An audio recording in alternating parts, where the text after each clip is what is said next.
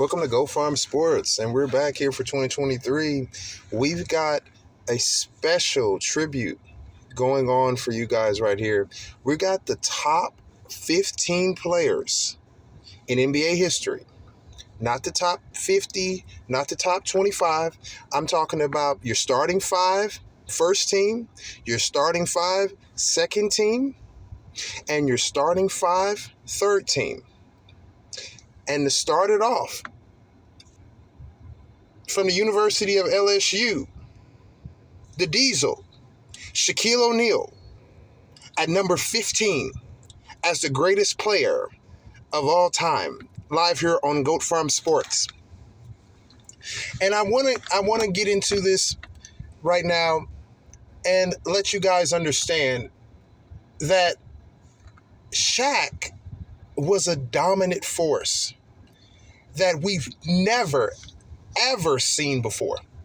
We've never seen anybody 7'1", 7'2", 320 pounds, and just look at him just dominating down low, dunking on Sean Bradley, dunking on Sabonis. Oh my goodness.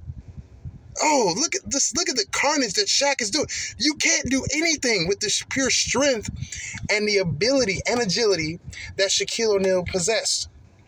Now, at the same time, Shaq was a great defender in the middle of the rim. You couldn't really get to the basket.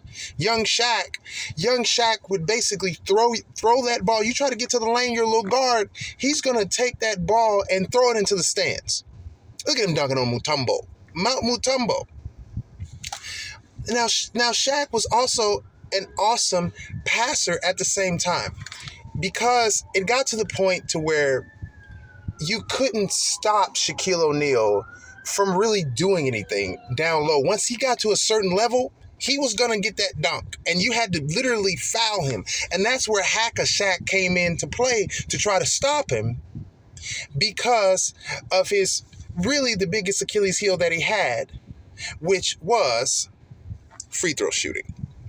And which we all understand that it looks like his last year for Boston, he shot 66% from the field, 66% from the free throw line, which is his best free throw shooting percentage ever, which less than 40 games. And I felt like that, and a lot of people feel like this, that if Shaq would have just keyed in and locked in on those foul shooting and kind of got to maybe a 75% clip, that no doubt that Shaq would be the greatest player of all time. The big Aristotle would be the greatest player ever. Better than Jordan, better than LeBron, better than Kobe, better than Julius, better than Russell, better than Kareem. Literally, Shaquille O'Neal would be the greatest player of all time. Live here on Go Farm Sports. He would be the greatest player of all time if he just got the 75% from the foul line. Now, we can look at a player, Tim Duncan, the big fundamental. I'm sorry, I'm about to say 4 championships. 5 championships for Tim Duncan. If Tim Duncan didn't improve his foul shooting, would San Antonio be as dominant? I don't think so. Now, Tim Duncan came into the league shooting under 60%, I think his first year, and got up to about 75%. And he worked on his free throw, because he wasn't a great free throw shooter coming out of Wake Forest, and he improved on it. And for Shaq to say that, you listen to some of his interviews, and Shaq talks about, he was a father and he had kids, and Kobe was young and he didn't have a family and everything, and Shaq had other responsibilities. Look, we're paying you $125 million, Shaq. Let's get these foul shots down and get your percentage up so your legacy can be greater. Because, we don't want to forget about the greatness of Shaq. And I understand Shaq wanted to defend himself, and I understand that's what he was talking about, his own personal life, but we're not buying that. The fans are not buying the fact that you couldn't improve your foul shooting and get it up to at least 65, because your last year you shot 66%.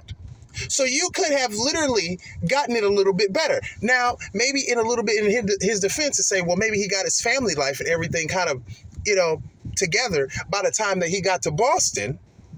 And that's why maybe he was shooting a little bit better. But I just say that when they pay you this amount of money, Diesel, you had to get your free throw shooting better, and everybody knows it. Everybody says it. And if you got a problem with it, so what? We don't care. You should have been the greatest player of all time.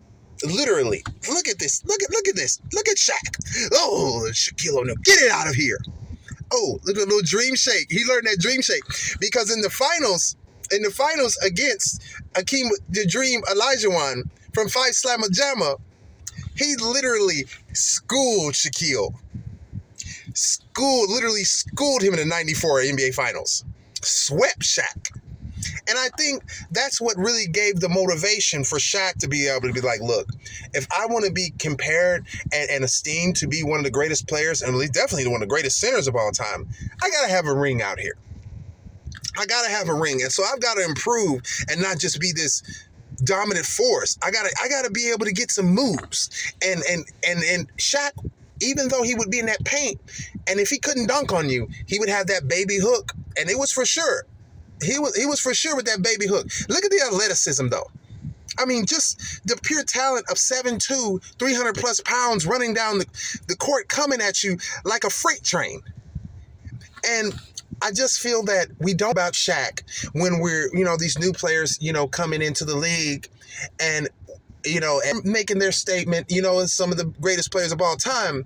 But we don't need to forget about the impact of Shaquille O'Neal.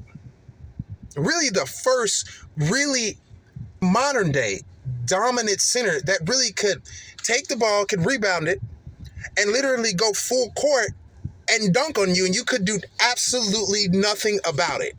Because he had some handle too at 7'1", 7'2", 300 plus pounds. Look at him spinning like that. Get it out of here. Why wasn't he the greatest player of all time? And I think it was just, like I said, I think it was the foul shooting. If he was at 75%, literally he would be averaging 35 points a game. And if you look at his career stats, he never averaged 30 points a game, ever. He was close, 29.7. But he never averaged 30 points a game. Now, for 10 years straight, he averaged over from 94 to 2003, he averaged over 26 points a game.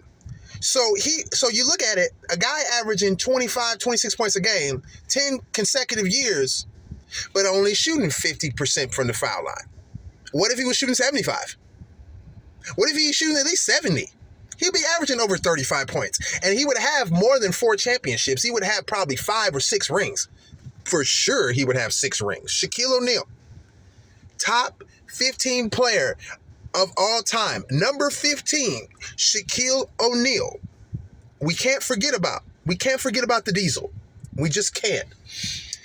And while we're diving into this journey of the top players in NBA history, and I know that you guys have watched so many different videos and you've seen so many analysts and talk about and give their take, but this is Goatfarmsports, and we're giving you our take of what we feel and who we feel is the greatest player of all time. And we want an indisputable and irrefutable list. Top 15, Shaquille O'Neal. And then somebody be like, well, I think Shaq should be top 10. I think Shaq should be, and I'm sorry, Shaq is not a top 10 greatest player of all time. He's top 15. We're showing him some respect. We're putting him in a circle to where of players, and we got to be able to respect the players that have come before him and some of the players that potentially have come a little bit after him that may be a little bit better, but there hasn't been a lot of players that have been better than Shaq as the center position. There's been a few players that have been better. Definitely Wilt Chamberlain. Wilt Chamberlain is definitely somebody that was a little bit more dominant. And I know you can maybe argue where the size of the players wasn't as comparable, but we got Shaq top 15. This is Goatfarmsports. Don't forget to like and subscribe. We'll be back with more videos.